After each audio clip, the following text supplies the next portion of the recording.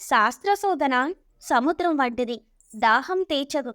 ఆత్మశోధన మంచినీటి కుండ వంటిది, తక్షణం దాహం లభిస్తుంది. నీ దేహానికి ఏదో ప్రారంధం ఉంది కాబట్టి దేహం వచ్చింది.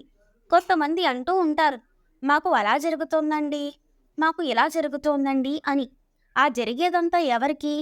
ఆ దేహానికే. ఆ దేహమే నువ్వు అనుకుంటున్నావు కాబట్టి నీకు దుఃఖం వస్తుంది. నువ్వు భగవంతుడితో కనెక్షన్ పెట్టుకుంటే దేహంతోటి కనెక్షన్ తగ్గిపోతుంది. దేహం చనిపోయినప్పుడు మనందరం ఏమనుకుంటున్నాం? మనం కూడా పోతామనుకుంటున్నాం. అదే మాయ, అదే అజ్ఞానం, అదే అవిద్య.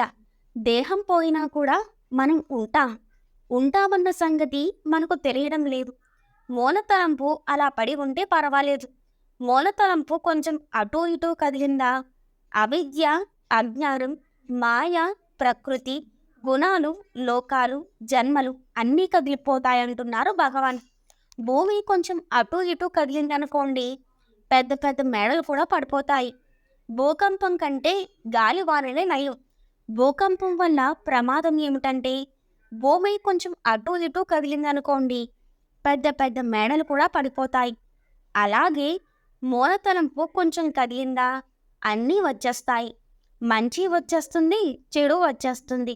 విరోధాలు, స్నేహాలు, పూర్వజన్మలు, వాసనలు, సంస్కారాలు, ప్రకృతి, ప్రకృతి గుణాలు, పుణ్యము, పాపము, ఇతర లోకాలు, నీకు రాబోయే జన్మలు, దేవుడు, దయ్యాలు, లోకము, శరీరాలు, శవాలు అన్నీ వరుసపెట్టి వచ్చేస్తాయి.